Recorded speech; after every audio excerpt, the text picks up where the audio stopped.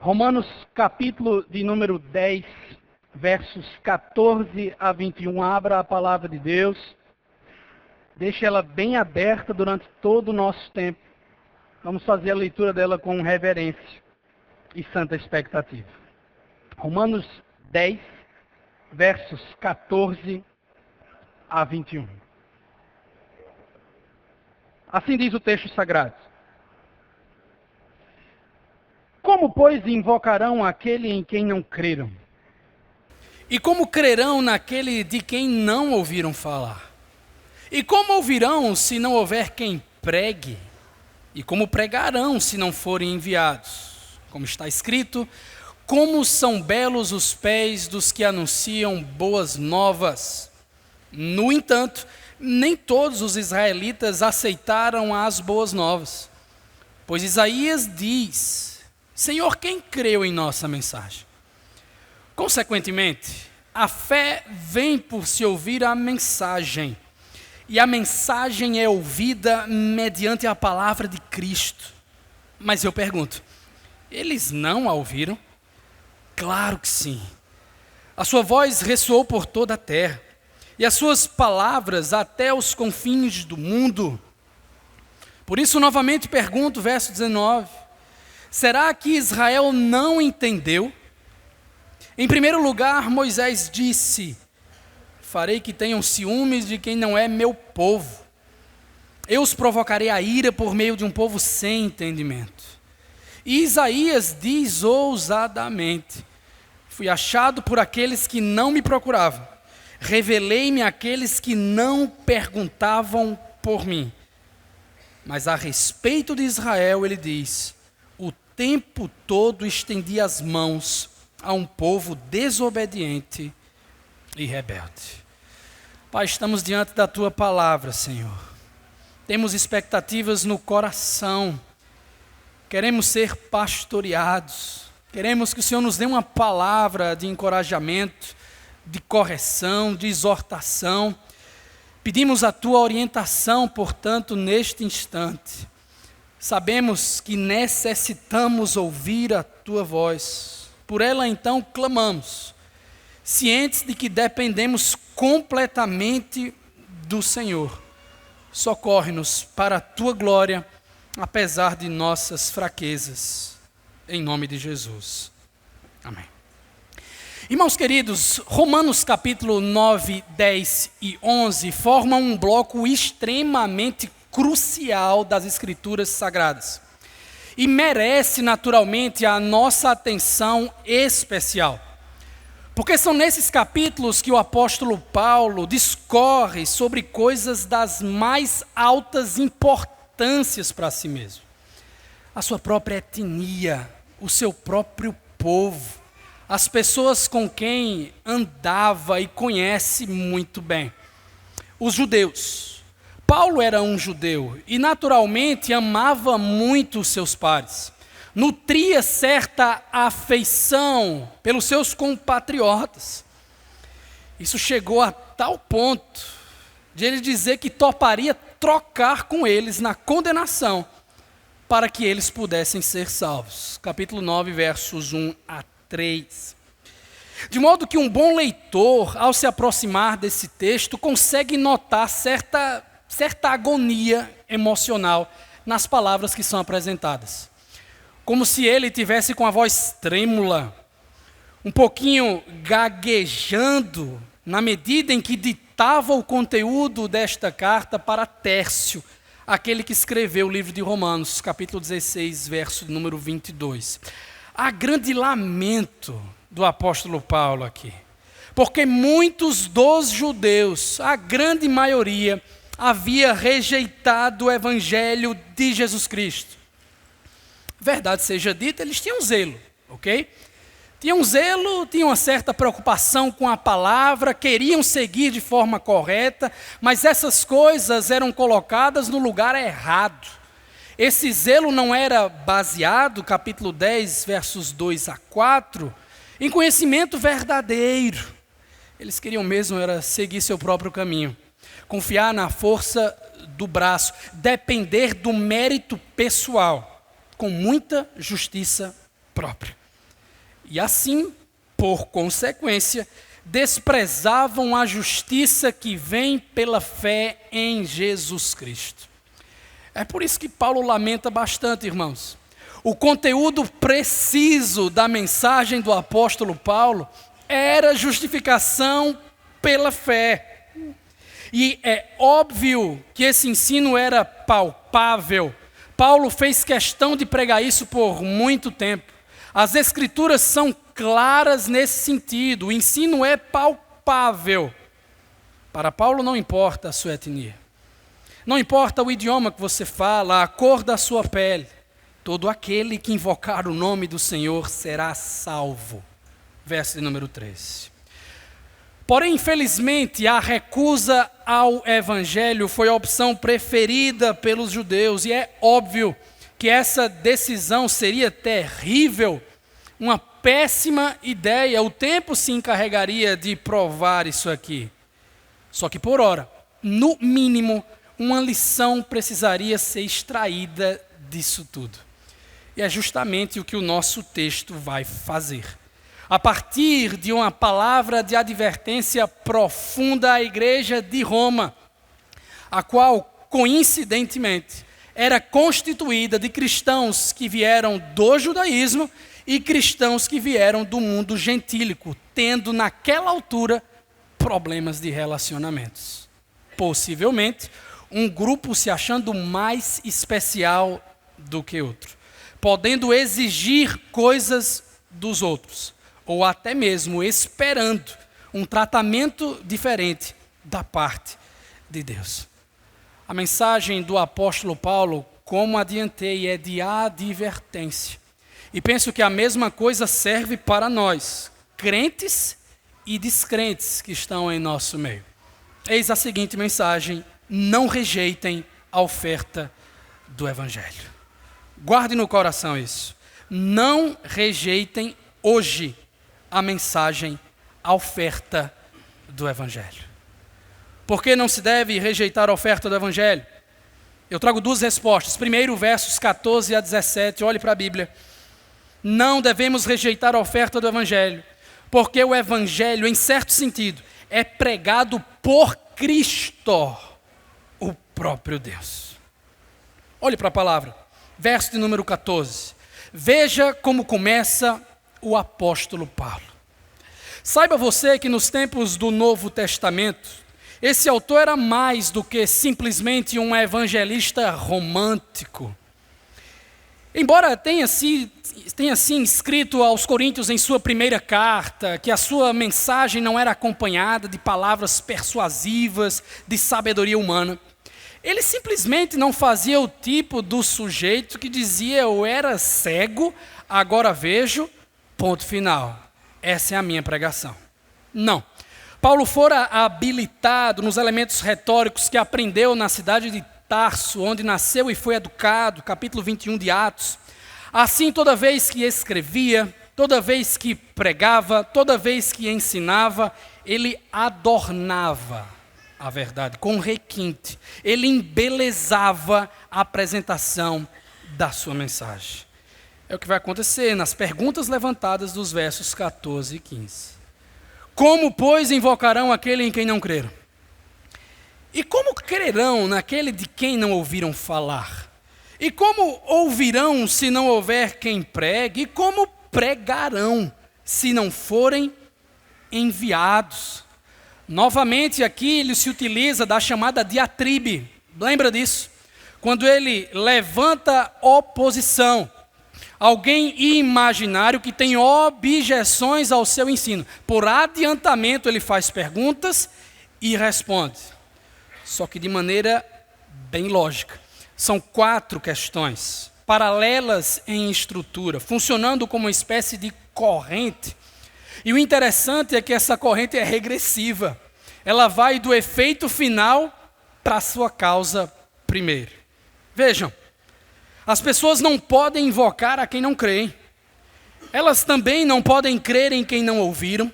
Não podem ouvir a não ser que alguém pregue para elas. E não podem pregar a não ser que sejam formalmente enviadas. É óbvio que isso é absoluto.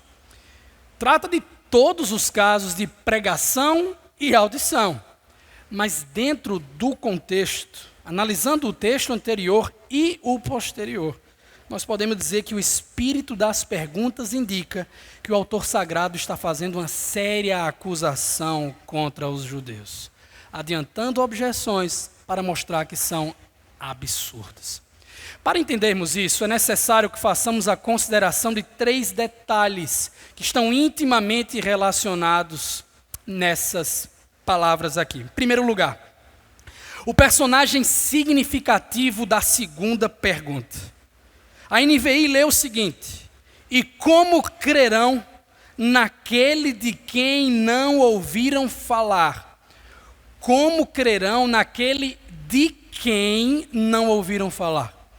O texto grego, em tradução livre, diz: como, pois, crerão naquele que não ouviram? Não sei se vocês perceberam, mas há uma diferença sutil, meus irmãos, que não pode passar batida de jeito nenhum. Cristo não é apenas o conteúdo da fala de quem ouviram falar. Cristo é o mensageiro que está trazendo o próprio conteúdo. Em outras palavras, ele é aquele que fala sobre si mesmo. Mas espera aí, o Senhor Jesus não está exaltado à destra de Deus? Como é que ele pode falar então cada vez que o evangelho é pregado? Isso acontece, irmãos, através da pregação. O que nos leva à segunda observação, a natureza dessa pregação. Não estamos falando de qualquer pregação, como a pregação 1 a 1 que nós fazemos com os nossos amigos, com os nossos familiares. O verbo pregar aqui aparece na 3ª e na 4ª indagação. E seu uso comum dentro e fora das Escrituras Sagradas está relacionado à atividade de um arauto. O arauto é um representante que comunica a mensagem de outra pessoa.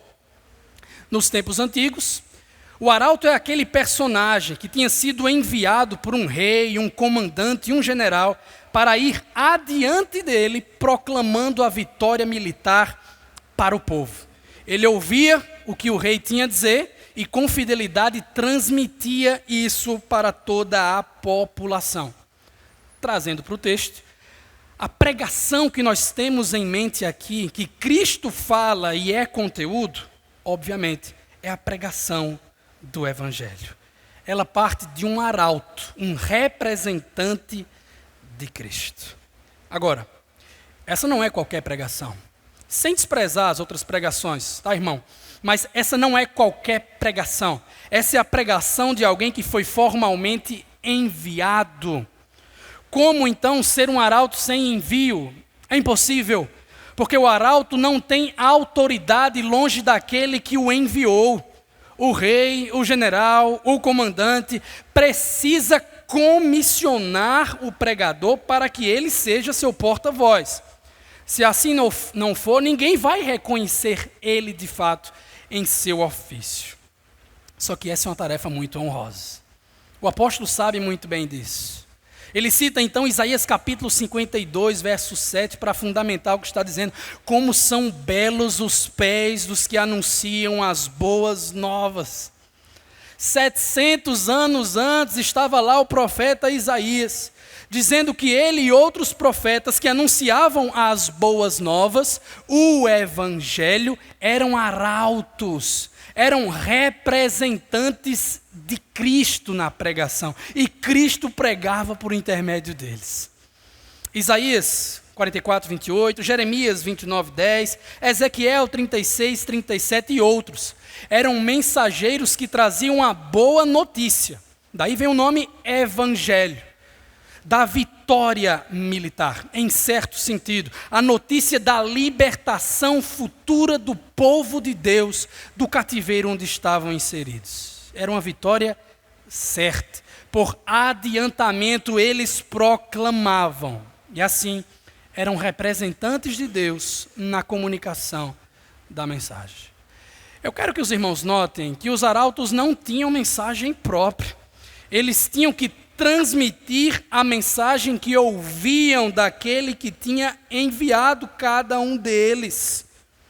É mais ou menos o que acontece lá na minha casa, em noites nas quais não temos jantar servido. Estou lá quietinho no meu canto, de repente minha filha se aproxima e com a voz trêmula, um pouquinho nervosa, diz: papai, que tal pedir uma pizza hoje? Eu fico feliz, eu quero que ela coma. Então eu pergunto: filha, você quer comer pizza? Dá um tilt na cabeça dela, ela fala: acho que foi mamãe que falou isso. Então veja, irmãos, a minha esposa comissionou a minha filha com o arauta para que ela trouxesse uma mensagem dela para que eu entendesse então o que ela na verdade queria. Esse é o papel de um arauto. No caso dos arautos lá da antiguidade, entendam, eles precisavam percorrer longas distâncias. Necessitavam proclamar essa vitória para toda a população. E como não haviam asfaltos, ficavam cobertos de pó, completamente sujos. Imagina os pés daqueles sujeitos. Eram sujos, mas por outro lado, como era bom ouvir a novidade. Como era bom ouvir o evangelho da vitória. Como são belos os pés dos que anunciam boas novas. Você conseguiu juntar os pontos aqui? Os profetas, irmãos, eram representantes de Deus. O que eles pregavam era palavra de Deus. Por isso, quando pregavam, na verdade, quem estava pregando era o próprio Deus. Assim diz o Senhor. Só que, curiosamente, penso eu de propósito, Paulo emprega essa palavrinha aqui, enviado, no versículo de número 15, antes da citação do Antigo Testamento, que se refere aos profetas. De propósito, porque a palavra enviado é o grego apostolê, a versão verbal do substantivo apóstolos, de tal modo que Paulo, me parece, está dizendo que a função de um apóstolo é semelhante à função de um profeta, porque o apóstolo é, antes de tudo, um arauto, um representante de Cristo comissionado para pregar o seu evangelho, para transmitir a sua mensagem. A principal ocupação de um apóstolo, Atos 6, verso 4, era oração e ministério da palavra. Apóstolos anunciavam o evangelho como representantes autorizados e comissionados de Cristo. E quando apóstolos pregavam, na verdade era Cristo quem estava pregando através deles. Então veja, os judeus tiveram profetas, e na época do Novo Testamento, apóstolos pregando para eles. E nesse processo todo, Cristo estava pregando o evangelho para eles. O ponto então do escritor é deixar muito claro que eles tiveram plena oportunidade de responder com fé. Os judeus receberam revelação, ouviram a mensagem do evangelho de diversas formas por longo tempo. No entanto, verso 16, nem todos os israelitas, e aqui estamos pensando em etnia, nem todos os israelitas aceitaram as boas novas. A despeito disso tudo, não houve obediência ao chamado do evangelho. O mesmo Isaías, que falou dos pés formosos que anunciam o evangelho, poucos versos à frente em seu livro, vai ter que dizer: Senhor, quem creu em nossa mensagem? Foram pouquíssimos. Esse é o Isaías que, segundo a tradição judaica, morreu cerrado ao meio. Jeremias, também citado, segundo a tradição cristã, morreu no Egito apedrejado. Paulo, um ex-judeu, leia o livro de Atos, foi severamente perseguido pela mesma laia. Perseguição porque o evangelho foi pregado. Mas o que faltava para os israelitas étnicos era apenas submissão à verdade. Cristo pregou para eles. Mas a fé, conclui o autor sagrado, a fé é verdadeira. A fé dos verdadeiros israelitas, não de etnia, mas de coração, ela vem por se ouvir a mensagem. Ouvir não é só escutar, tá, irmão? É escutar e obedecer. A fé verdadeira vem por se ouvir a mensagem.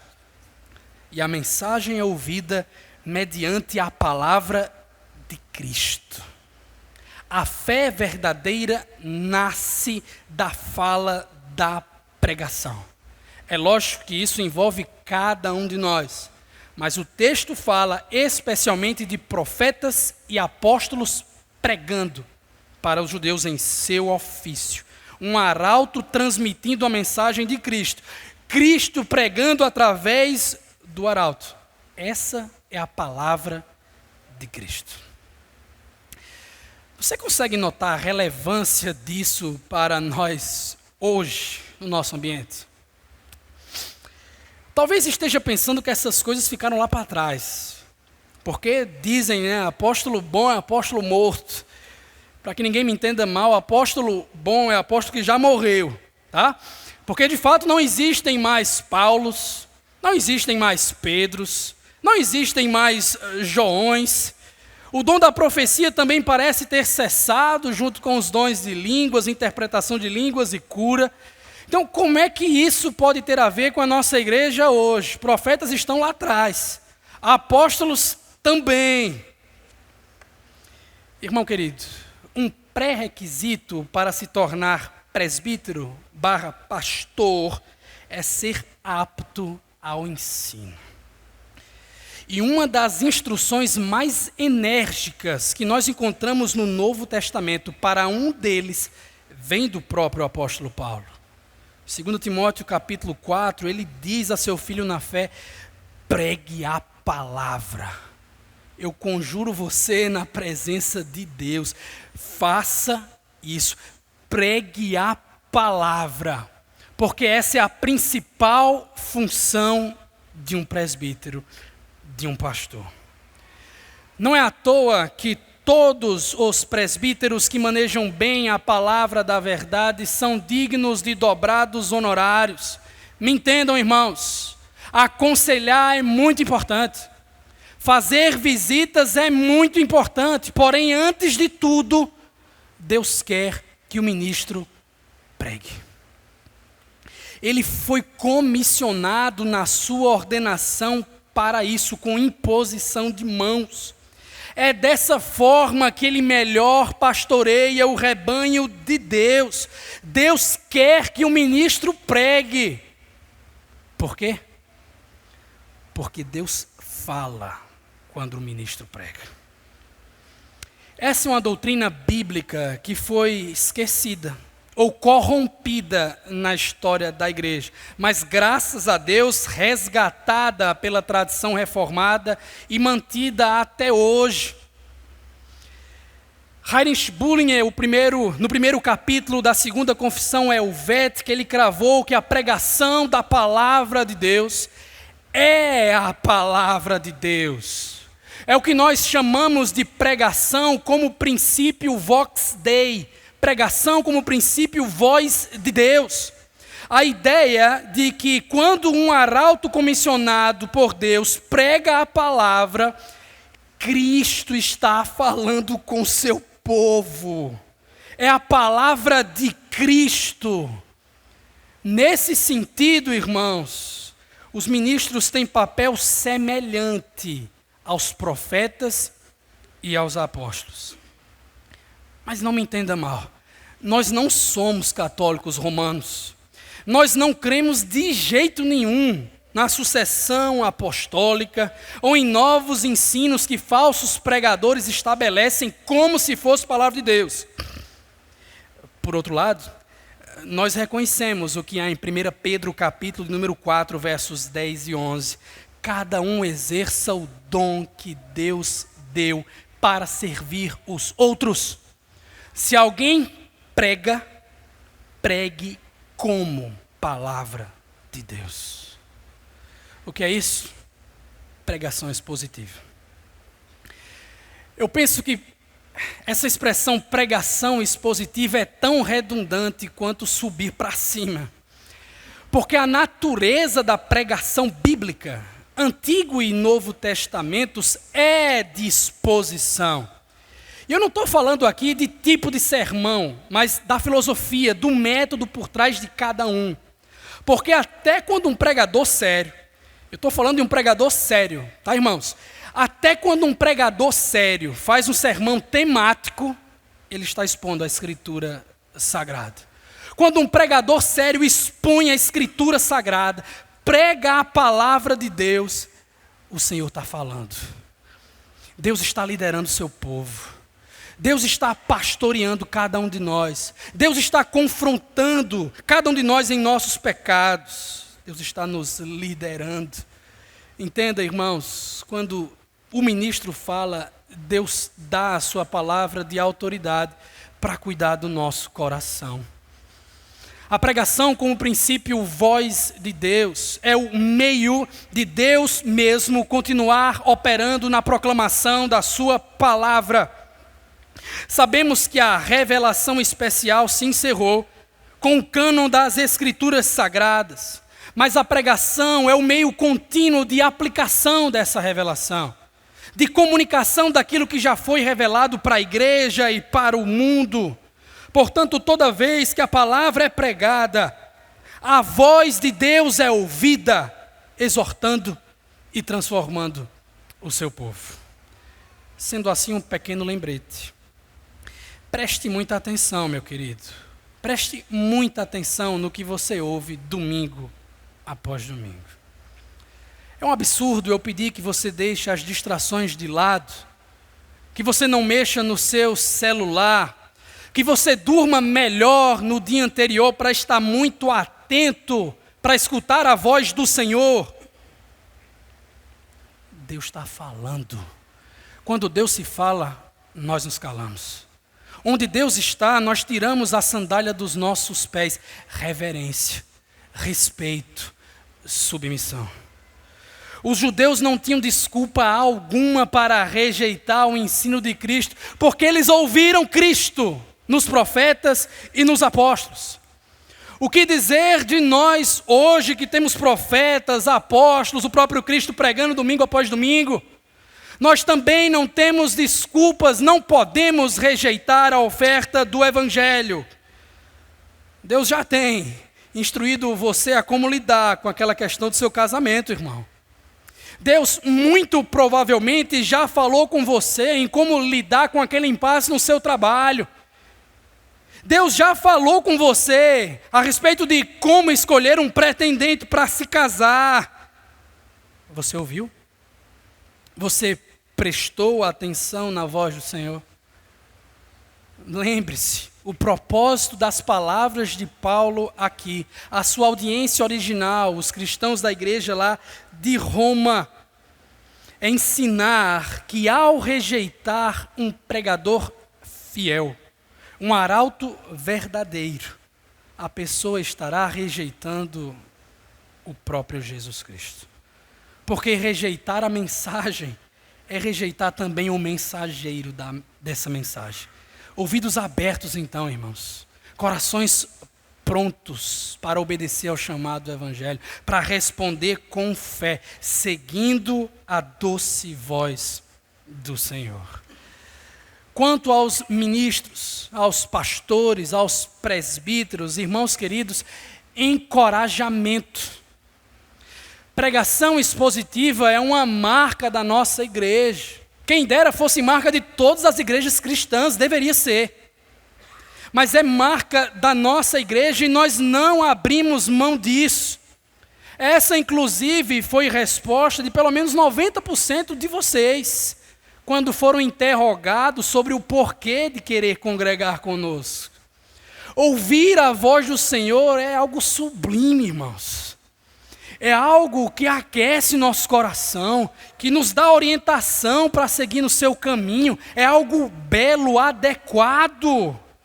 Nós todos gostamos disso. Mas entenda, isso exige muito trabalho para o pregador. Porque ele é um arauto. O pregador sério não tem mensagem própria. O pregador sério tem que ouvir o comandante direitinho, palavra por palavra, letra por letra.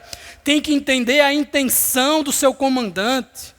Tem que ler, tem que meditar, tem que estudar, tem que habitar na palavra para comunicar com fidelidade o Evangelho de Jesus Cristo. Para isso, o pastor mestre, o presbítero docente, precisa de tempo. Precisa de tempo. E é importante que a igreja abrace isso aqui. Porque não dá para se envolver em todas as atividades da igreja, irmãos. Não dá para bater ponto em todos os departamentos da comunidade. Não dá para visitar todo mundo. Não dá para aconselhar todo mundo. Não dá para em todas as festinhas de aniversário que os irmãos não fiquem chateados. Deus quer que o ministro pregue. Isso dá trabalho. Pelo menos de 25 a 30 horas por sermão. Nem sempre o esforço é valorizado. Muitas das vezes, quem prega sabe o que estou dizendo, a frustração vem assim, ó, rápido. Senhor, quem creu em nossa mensagem? Qual foi o fruto da pregação? Quais foram os resultados que eu não estou enxergando? Aquele irmão lá não mudou a sua vida. Aquele irmão não escutou que precisa perdoar. Aquele outro não está trabalhando de forma honesta como deve.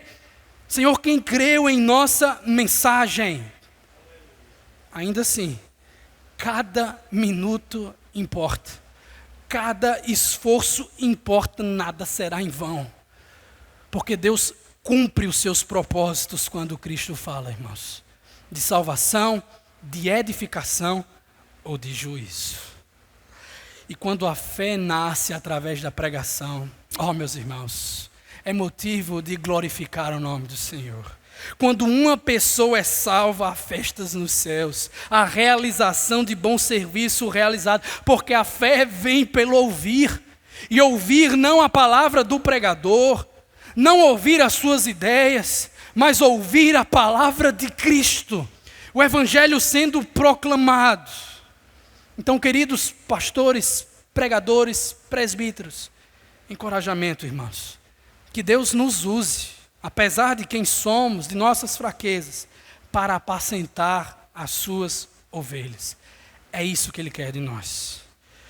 Por fim, irmãos, o princípio da pregação Vox Dei, voz de Deus, é do púlpito, sim. Mas isso não significa que Deus não está conosco e não nos dá sabedoria nas nossas pregações, aos nossos amigos individualmente. Porque a proclamação das boas novas é tarefa de todos nós e sempre precede o surgimento da fé de alguém.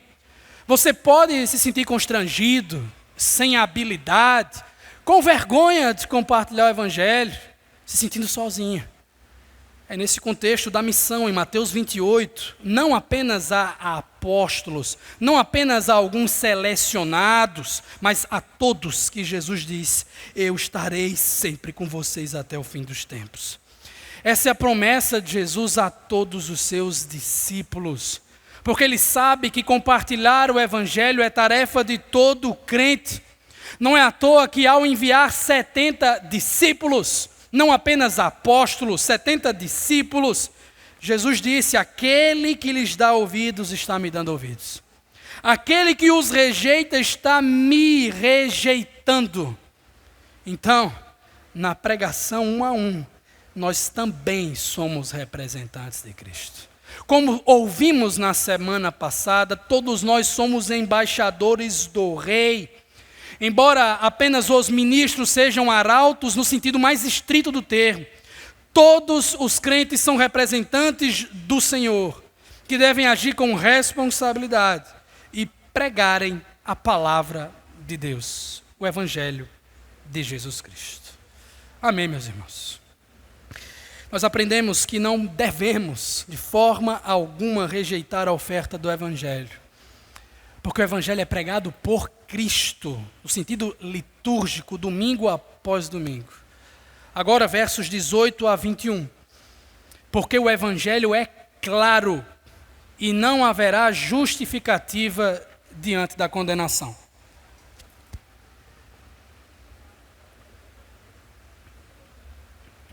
O Evangelho é claro e não haverá justificativa diante da condenação. Lembrem-se, o apóstolo Paulo está pintando com tintas fortes o seguinte quadro: não há desculpa para os judeus rejeitarem o Evangelho. E para continuar a defesa de seu enunciado, agora ele vai recorrer ao testemunho das Escrituras do Antigo Testamento, usando lei, profetas e escritos, a divisão tríplice da Bíblia hebraica, para demonstrar que o ensino está por toda parte, que não há desculpa mesmo, que tudo que ele está dizendo naquele instante é muito claro.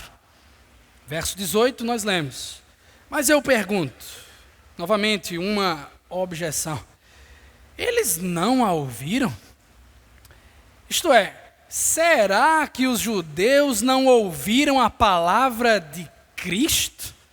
A resposta já adiantada é contundente, é claro que ouviram. É claro que sim. Se estavam recusando a mensagem, não era por falta de oportunidade. Verso 4 do Salmo de número 19 já serve como ponto de partida. A sua voz ressoou por toda a terra, e as suas palavras até os confins do mundo. Esse é o famoso salmo que se inicia dizendo que os céus declaram a glória de Deus e o firmamento proclama a obra de suas mãos. O texto lá nos Salmos está dizendo que toda a criação fala uma linguagem. Tudo que foi criado proclama a glória de Deus por toda a extensão do Oriente ao Ocidente. Ao se apropriar desse texto, em citá-lo, é como se Paulo estivesse dizendo para cada um dos seus leitores, de modo hiperbólico, claro, que o anúncio do Evangelho da glória de Deus já alcançou lugares distantes, inclusive onde os judeus se encontravam. Irmãos, gentios não tinham Bíblia. Gentios não tinham visto com seus próprios olhos os atos redentivos de Deus, pelo menos não a maioria deles. Gentios não moravam na Terra Santa, mas ouviram o Evangelho. Será que os judeus não ouviram? Paulo está pegando eles aqui no flagra. Do mesmo jeito que conta-se a história de um homem que estava comendo biscoitos no sofá de sua casa, quando de repente entra no ambiente a sua esposa com mania de limpeza, e ela pega ele ali no flagra, com 3 biscoitos na boca, com as mãos cheias de migalha, com farelo ao redor dele, a bolacha de pacote aberta do lado dele. Ele olha para ela e diz: não fui eu, deve ter sido o cachorro. É mais ou menos isso que acontece, irmãos, porque os judeus estão sendo pegos no flagra, experiência pessoal, testemunho das Escrituras e conhecimento próprio de alguém que morava perto deles. Será que eles não ouviram o Evangelho? É claro que ouviram o Evangelho. Eles tinham a faca e o queijo na mão. Eles ouviram. Então, se não foi por falta de ouvir, se não foi por falta de oportunidade, quem sabe houve uma dificuldade em compreender a mensagem. Não conseguiram entender bem aquilo que foi proclamado. Será? Verso 19, novamente pergunto: será que Israel não entendeu? Houve uma falha de compreensão?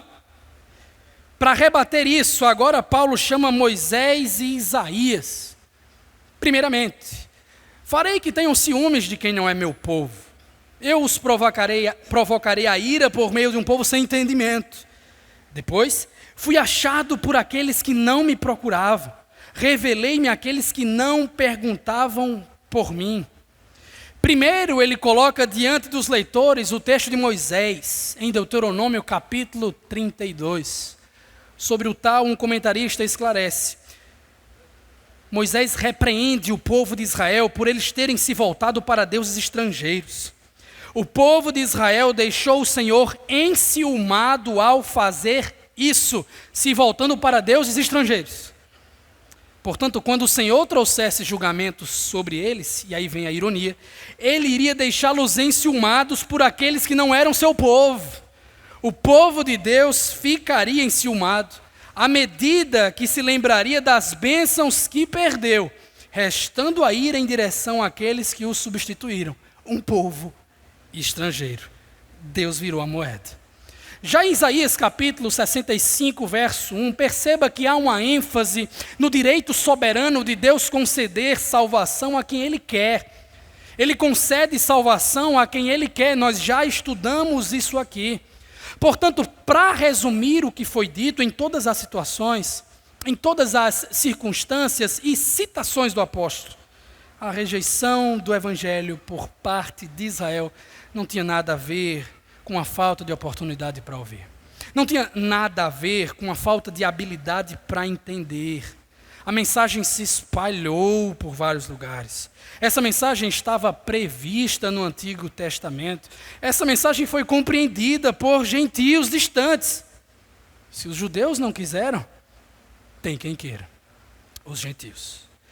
Mas a respeito de Israel, verso de número 21, o mesmo Isaías escreveu: o tempo todo, não em um instante, não em uma época, o tempo todo, estendia as mãos a um povo desobediente e rebelde.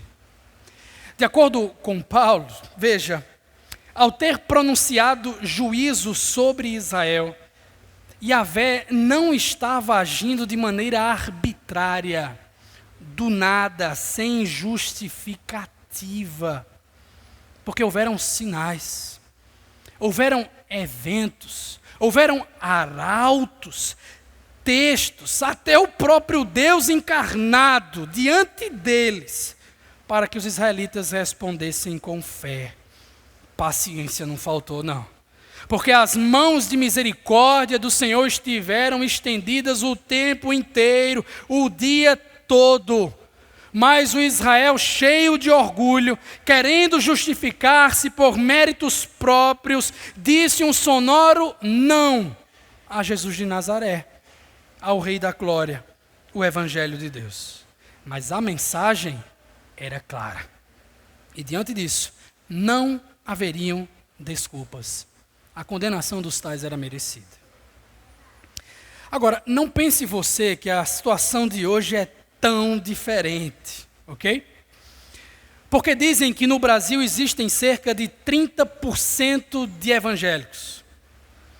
É claro que existem diferenças, às vezes até gritantes, de uma denominação para outra, mas a verdade é que nós temos mais de 200 igrejas aqui na nossa capital, em tudo quanto é bairro, em quase toda esquina. Em 2024, a Sociedade Bíblica do Brasil anunciou que imprimiu sua Bíblia número 200 milhões. Apenas em 2024, são 23 mil exemplares produzidos por dia. É por isso que hoje eu faço questão de me dirigir especialmente a você, que ainda não confessou o Senhor Jesus Cristo como seu Salvador. Falei muito com a igreja já, e hoje preciso voltar minha atenção a você, porque provavelmente você tem uma Bíblia em casa, ou minimamente tem acesso a ela através de um aplicativo. Dadas as estimativas, eu chego a apostar que você conhece alguém que já foi transformado por Jesus, que você já viu o testemunho de uma mudança verdadeira. Quem sabe você assista os vídeos no YouTube, você frequente a nossa igreja, vez por outra, você esteja acostumado com o nosso linguajar, até mesmo com o conteúdo da mensagem, tem ouvido as pregações, e agora já sabe, a palavra de Cristo, mas por algum motivo permanece rejeitando o Senhor. Permanece fechando as portas, não agarra as mãos de misericórdia do Senhor. Querido, o Evangelho está sendo pregado para você, e esse Evangelho é claro, e se você não entendeu o que é Evangelho, eu faço questão de comunicar mais uma vez. Evangelho é a boa notícia de Deus, que enviou o seu Filho Jesus Cristo, o seu único Filho, para pagar por nossos muitos pecados, por sofrer a penalidade que nós merecíamos. O amor de Deus é tão grande, Ele é tão misericordioso, que Ele, sendo Deus perfeito, puniu seu único filho em nosso lugar, seu filho que nunca pecou, para que eu e você pudéssemos ser perdoados. É simples, é claro. Essa é a mensagem mais importante que você vai ouvir na sua vida. Deus está falando com você hoje. Deus está estendendo a mão dele para você hoje. Se você escuta a sua voz, não endureça o seu coração. Não deixe para amanhã, porque a condenação é certa e não haverá desculpas no dia do juízo. Deus já ofertou inúmeros sinais. Deus já te proporcionou muitas oportunidades. Deus já te deu várias ferramentas para que você tomasse a decisão de obedecer ao chamado do Evangelho, para que você pudesse se comprometer com Cristo Jesus. Então não despreze isso, porque somente Ele é a mensagem e o mensageiro que pode resolver o seu problema eterno. Somente Jesus é o caminho, a verdade e a vida. Ninguém vem ao Pai senão através dele. Jesus é o grande pregador, é o grande exegeta, intérprete do Pai. Jesus é o grande arauto de Deus, aquele que disse: quem vê a mim, vê aquele que me enviou. Jesus é o grande apóstolo, enviado de Deus, Hebreus capítulo 3, porque Ele é a expressão exata do seu ser. Ele é a imagem invisível de Deus. Portanto, volte-se a Jesus hoje, querido amigo. Não deixe para amanhã. Escute a voz do Senhor. Escute esse clamor. Porque o próprio livro de Romanos nos diz que todos, incluindo você, pecaram e carecem da glória de Deus. O livro de Romanos nos diz que o salário do pecado é a morte eterna, a separação para todos os desobedientes e rebeldes, que não seguraram as mãos de misericórdia do Senhor. A condenação é certa para quem confia na força do próprio braço, para quem se deita com a religião, para quem confia no próprio mérito. A condenação chegará a todos que pensam que são bons o suficiente para agradar um Deus perfeito e justo que não compactua com o pecado. Considerem, irmãos, que as mãos do Senhor ainda estão estendidas. Deus está falando e Ele exige uma resposta. Não endureça seu coração. A saída é receber a Cristo, o mais desprezado e rejeitado pelos homens. Jesus, aquele que criou o mundo, mas o mundo não o reconheceu. Jesus, aquele que veio para o que era seu, mas os seus não o receberam. Mas se você recebe Jesus Cristo em seu coração hoje, entenda, você ganha o direito de se tornar filho de Deus. É por isso que eu oro, e aqui encerro, que você quebre essa corrente de rejeição hoje, reconhecendo em alto e sonoro tom: Senhor, eu preciso. Senhor, eu quero. Senhor, eu me rendo. Vamos fazer isso em oração silenciosa, baixando as nossas cabeças diante do nosso Deus.